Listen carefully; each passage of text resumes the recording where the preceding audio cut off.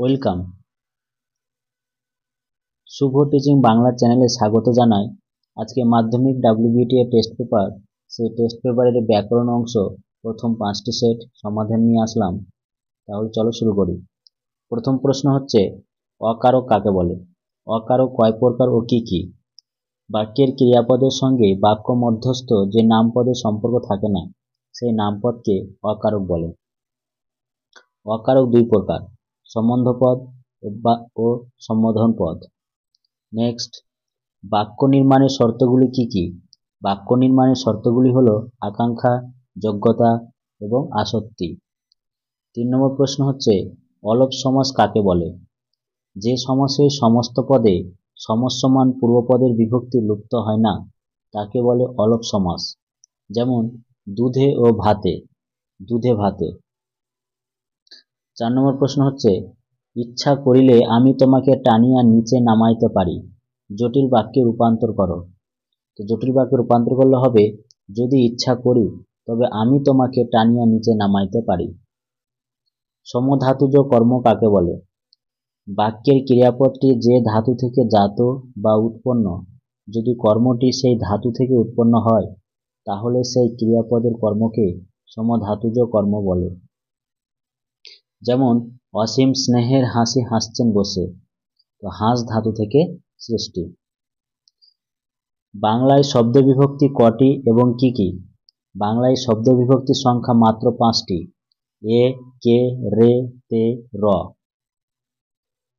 সমস্ত পদ বলতে কি বুঝো? উদাহরণ দাও। 2 বা ততোধিক পদ মিলিত হয়ে যে একটি নতুন পদ গঠিত হয়, সেই পদকে সমস্ত পদ বা সমাসবদ্ধ পদ বলে। যেমন রাতে কানা, রাত কানা। এখানে রাত কানা নতুন পদটি গড়ে উঠেছে রাতে এবং কানা পদ দুটি মিলনে, তাই রাত কানা পদটি সমস্ত পদ। অনুসর্গ কাকে বলে? উদাহরণ দাও। যে সকল অব্যয় বিশেষ্য বা সর্বনাম পদের পরে পৃথকভাবে বসে শব্দ বিভক্তির কাজ করে, তাকে অনুসর্গ বলে। যেমন স্বপ্ন দিয়ে তৈরি সে দেশ, তৈরি হচ্ছে অনুসর্গ। নেক্সট, ধান ক্ষেত আশৈশব সমাসবদ্ধ পদ দুটির ব্যাসবাক্য লেখো। ধান ক্ষেত, ধানের ক্ষেত সম্বন্ধ তৎপুরুষ সমাস। আশৈশব, শৈশব পর্যন্ত অব্যয়ীভাব সমাস। 10 নম্বর প্রশ্ন হচ্ছে, কর্ম কর্তৃবাচ্য কাকে বলে? যে বাচ্যে কর্তৃপদ থাকে না, কর্মপদই কর্তৃপদের মতো কাজ করে, তাকে কর্ম কর্তৃবাচ্য বলে। যেমন বাঁশি বাজে। 2 নম্বর সেট, ব্যাকরণ অংশ। প্রথম প্রশ্ন হচ্ছে, ছেলেরা ফুটবল খেলছে। ফুটবল কর্মকারকের শূন্য বিভক্তি। শব্দ বিভক্তি বলতে কি বোঝো? তো শব্দ বিভক্তি বলতে কি বোঝো? যে বর্ণ বা বর্ণ সমষ্টি শব্দের সঙ্গে যুক্ত হয়ে শব্দটিকে নামপদে পরিণত করে বাক্যে স্থান লাভের যোগ্যতা দেয়, সেই বর্ণ বা বর্ণ সমষ্টিকে শব্দ বিভক্তি বলা হয়। তির্যক বিভক্তি কাকে বলে? দৃষ্টান্তের সাহায্যে বুঝিয়ে দাও। যে বিভক্তি একাধিক কারকে ব্যবহৃত হয় তাকে তির্যক বিভক্তি বলে। যেমন ছাগলে কিনা বলে, তিলে তেল হয়। এই দুটি কারকে এ বিভক্তি ব্যবহৃত হয়েছে। তাহলে দুটি কারকে কি ব্যবহৃত, এই দুটি কারকে কোন বিভক্তি ব্যবহৃত হয়েছে? এ বিভক্তি। যে এই এ বিভক্তি তির্যক বিভক্তি। তির্যক শব্দের অর্থ বাঁকা। এ বিভক্তি যেহেতু ক্রিয়াপদের সঙ্গে যে কোনো পদকে বক্রভাবে সম্পর্ক সাধন করে, সেহেতু সে তির্যক বিভক্তি। আশা করি তির্যক বিভক্তি বোঝা গেল। দাদা ঠাকুর, এটি কি সমাস? এর ব্যাসবাক্য লেখো। দাদা ঠাকুর সাধারণ কর্মধারী সমাস। এর ব্যাসবাক্য হলো, যিনি দাদা তিনিই ঠাকুর, দাদা ঠাকুর। অনুজ্ঞাবাচক বাক্যের দুটি বৈশিষ্ট্য লেখো। বাক্যে অনুজ্ঞা ভাব বজায় থাকে। বাক্যের অনুজ্ঞা ভাব বর্তমান ও ভবিষ্যৎ দুই হয়। অনুসর্গ কাকে বলে? এটা আলোচনা হয়ে গেছে। নেক্সট, পূর্বপদ ও পরপদের পরিবর্তে একটি তৃতীয় অর্থ বা অন্য অর্থ প্রাধান্য পায় কোন সমাসে? উত্তর হচ্ছে বহুব্রীহি সমাসে। বইটা কি তোমার আলমারিতে রাখা হয়েছে? এই বাক্যটিকে কর্তৃবাচ্যে রূপান্তরিত করো। কর্তৃবাচ্যে রূপান্তরিত করলে হবে, বইটা কি তুমি আলমারিতে রেখেছো? পদগুচ্ছ বলতে কি বোঝো? পদগুচ্ছ হলো কতকগুলি অর্থবহ পদ সমষ্টি যার কোনো উদ্দেশ্য ও বিধেয় নেই। 3 নম্বর সেট, ব্যাকরণ অংশ থেকে। প্রথম প্রশ্ন হচ্ছে, অধিকরণ কারকে শূন্য বিভক্তির একটি উদাহরণ দাও। তো অধিকরণ কারকে শূন্য বিভক্তির একটি উদাহরণ কি? রবিবার সকলে খিচুড়ি খাবো। শূন্য বিভক্তি, রবিবার হচ্ছে শূন্য বিভক্তি। সমধাতুজ কর্তা কি?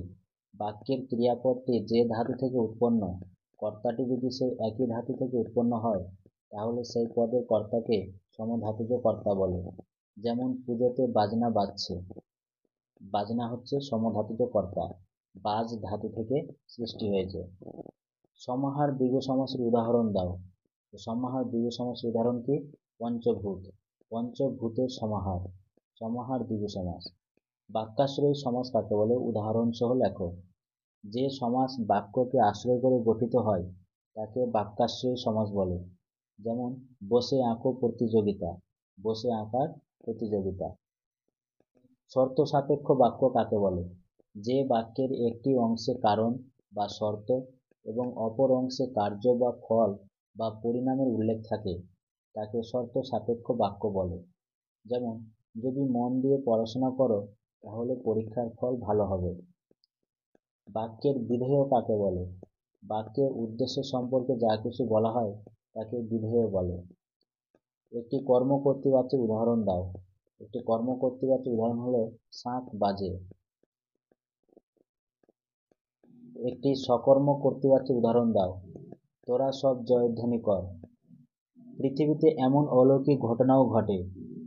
অলৌকিক পদটির ব্যাসবাক্য সহ সমাসের নাম লেখো।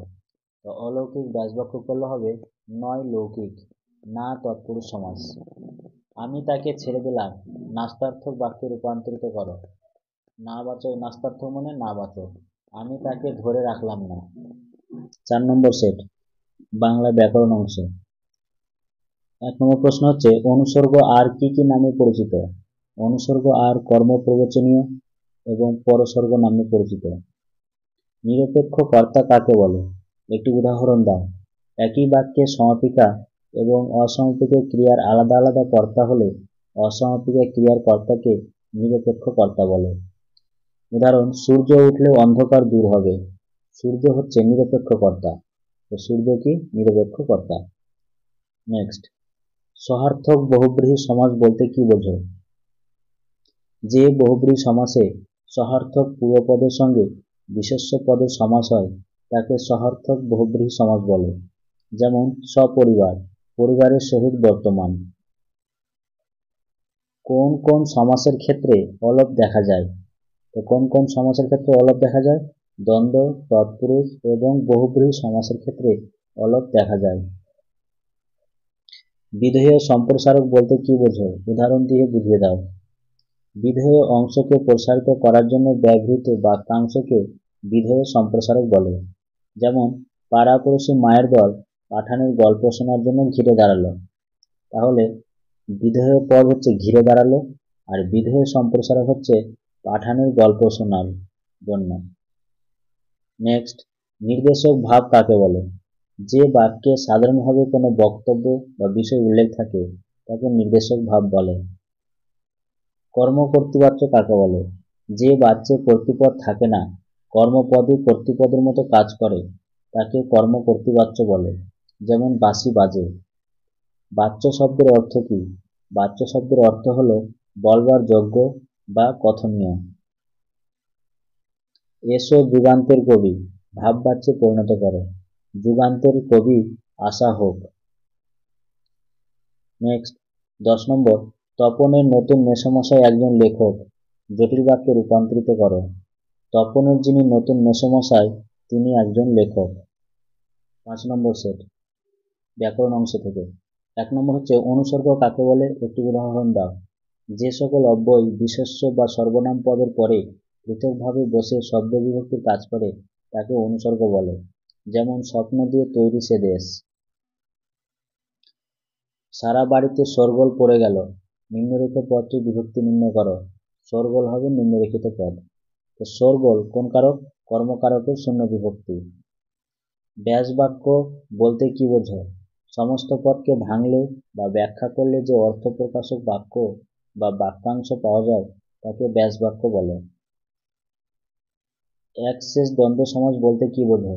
যে দ্বন্দ্ব সমাসে সমসমান পদগুলির মধ্যে একটি মাত্র পদ অবশিষ্ট থাকে এবং তা বহুবচন হয় তাকে এক শেষ দ্বন্দ্ব বলে। যেমন তুমি ও সে, তোমরা। বাক্য নির্মাণের শর্ত তিনটি কি কি? বাক্য নির্মাণের তিনটি শর্ত হচ্ছে আকাঙ্ক্ষা, যোগ্যতা ও আসক্তি।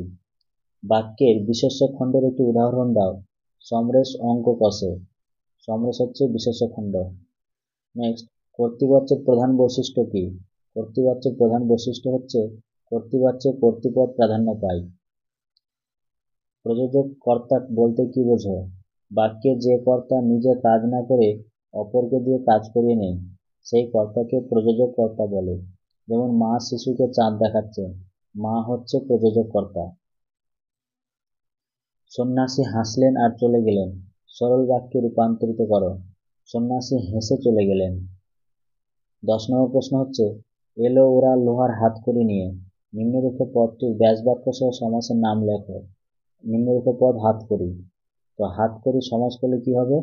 হাতে লাগানোর কড়ি, মধ্যপদলোপী কর্মধারী সমাস। এই ছিল WBTA টেস্ট পেপারে ব্যাকরণ অংশের সমাধান 5টি সেটের। কেমন হয়েছে আলোচনা অবশ্যই কমেন্ট বক্সে জানাবে।